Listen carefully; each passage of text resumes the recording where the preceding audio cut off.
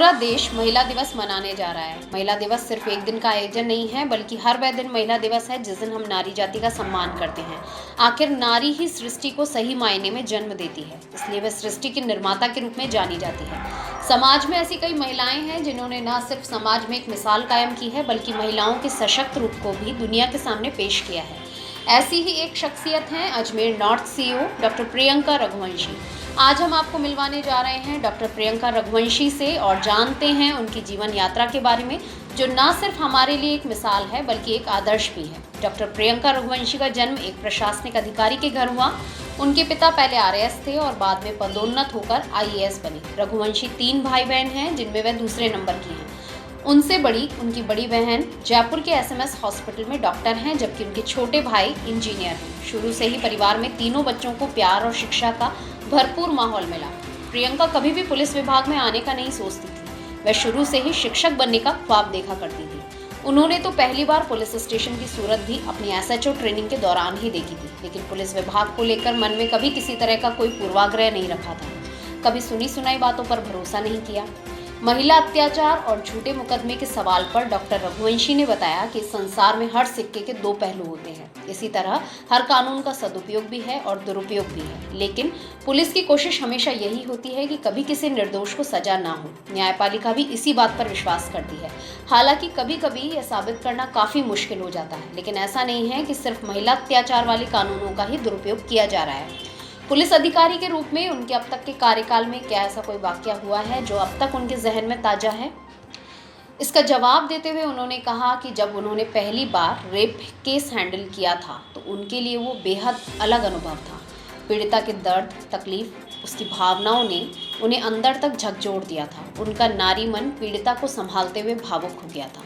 प्रियंका पहले कॉलेज व्याख्याता बनना चाहती थी, लेकिन एडमिनिस्ट्रेटिव सर्विस में जाना उनके पिता का सपना था जिसे वे जी रही हैं। लेकिन कहते हैं एक सकारात्मक मन हर परिस्थिति में सकारात्मकता ढूंढ ही लेता है।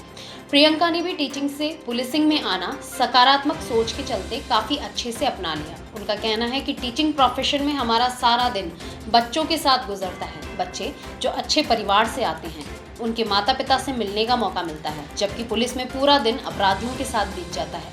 लेकिन कहते हैं मन का हो तो अच्छा और ना हो तो और अच्छा। प्रियंका के लिए उनकी माता उनकी प्रेरणा स्रोत रही। पिता से उन्हें मार्गदर्शन मिला, जबकि माता से उन्हें हर परिस्थिति का डटकर सामना करने की हिम्मत मिलती है। अंत में महिलाओं के लिए दिए संदेश में डॉक्टर प्रियंका रघुवंशी ने कहा कि महिलाओं को खुद पर भरोसा रखना चाहिए। हम सृष्टि के निर्माता हैं। अगर हम कुछ सोच लें तो हम कुछ भी कर सकती हैं। बहरहाल शहर आपके जिम्मेदार हाथों में अपनी सुरक्षा व्यवस्था सौंपकर निश्चिंत और गौरवान्वित महसूस करता है। आपके इस जज्बे को पूरे शहर का सलाम है।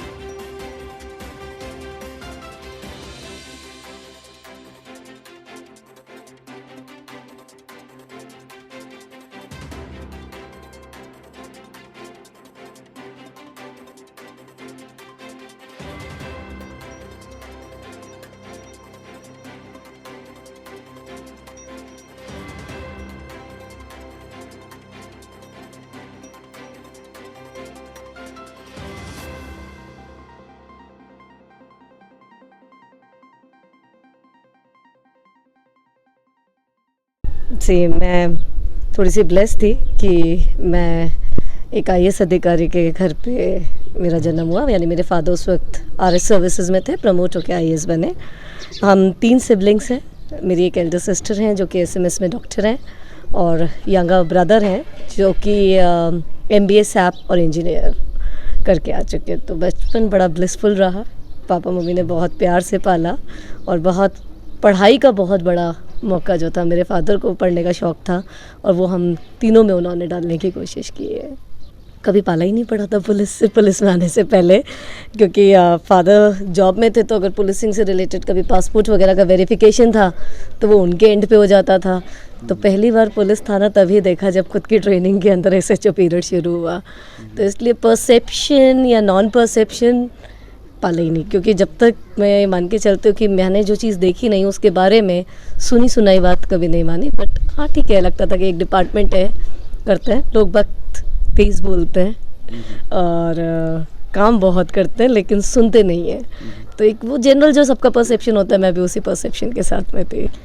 सी एक्चुअली कोई भी चीज़ होती है ना, ये हम लोग सिर्फ महिला अत्याचार की बात ना करें, कोई भी आप ले लें, फील्ड को ले लें, कोई भी कानून को ले लें, कोई भी एक चीज़ को, जैसे अपने जब लॉकडाउन था तो सामान बट रहा था, उसका यूज़ और मिसयूज़ दोनों होता है। लेकिन लोग बाग क्योंकि ये नया है, कंसंट्रेटेड ज़्यादा है, ग्रेविटी ज़्यादा है, तो इसलिए, और वैसे भी अगर आप पूरा कानून को देखते हैं तो कानून की परिकल्पना ये है कि निर्दोष को कभी सज़ा नहीं होनी चाहिए। तो मेरे को नहीं लगता इवन न्यायपालिका भी और या फिर पुलिस में बैठे लोग भी गलत को पनिश करना चाहते हैं। लेकिन हाँ, एविडेंस कलेक्ट करना बड़ा मुश्किल हो जाता है, क्योंकि साबित करने के लिए आपको इस चेन ऑफ एविडेंसेस चाहिए होती हैं, तो वो आती है। और सिर्फ ये नहीं कि सिर्फ महिला अत्याचार वाला कानून का दुरुपयोग हो रहा है, लाइफ की एक परिपाटी है कि वो दोनों के लिए होता है। जैसे रामधारी सिंह दिनकर ने विज्ञान के लिए लिखा था, सावधान मनुष्य, अगर विज्ञान है तलवार तो देह से काट के फेंक। तो विज्ञान के हमने यूज़ भी देखे और हिरोशिमा नागासाकी में मिसयूज़ भी देखा, तो वो दोनों तरफ चलता है। जो मैंने मेरा पहला रेप केस हैंडल किया था, वो मेरे ख्याल से मेरी लाइफ लॉन्ग मेमोरी के अंदर था, क्योंकि तब तक तो ठीक है, पुलिसिंग वैसे ही लगता था कि एक मुकदमा दर्ज हो रहा है, आप उसको फॉलो करो, मौका नक्शा। लेकिन उस टाइम पे जो वुमेन इमोशंस और उस लड़की को हैंडल करना, वो शायद लॉन्ग टाइम पे मैं कभी भी नहीं भूल पाऊँगी। शायद वो फर्स्ट था एंड वो काफ़ी ग्रेव था, तो इसलिए उसका काफ़ी मेमोरीज़ मेरे पास अभी भी हैं। ये एक पूरा टर्न है 360 का, अगर मैं कहूँ तो वैसा टर्न है। कभी नहीं सोचा था कि पुलिसिंग के अंदर आऊँगी, लेकिन ठीक है वहाँ पर भी कोशिश यही होती थी कि एक अच्छा फ्यूचर बनाया जाए, और यहाँ पर भी कोशिश ये है कि एक अच्छे फ्यूचर के लिए लोगों को लेके जाया जाए। तो एक कॉमन सी भी चीज़ ढूंढ ली। हाँ, चेंज बहुत ज़्यादा है, वो बिल्कुल एक सोफिस्टिकेटेड एलाइड बच्चों के साथ का, यहाँ सारा का सारा, वहाँ जो आता था वो पढ़ने के लिए आ रहा है, अच्छी फैमिलीज़ के बच्चे आ रहे हैं, आप पढ़ा रहे हो, आप बच्चों के साथ हो तो आप यंग हो। यहाँ पूरा साथ क्रिमिनल्स का है, और पूरे टाइम आप बात करते हो अपराधी, क्राइम। तो हाँ, चेंज तो है। वैसे ये कहूँगी कि ये एक मेरे फादर का सपना है जो मैं जी रही थी। मेरे फादर एडमिनिस्ट्रेटिव सर्विस में थे, तो उन्हें लगा कि एक बच्चा तो इसमें आए। उन्होंने बात की और मुझे लगा कि हर बच्चे का ये धर्म होता है कि वो अपने पेरेंट्स के लिए कुछ करे। मैंने ठीक है सोचा, तब आरपीएस नहीं सोचा था, तब आरएस सोचा था, फिर आरपीएस आया।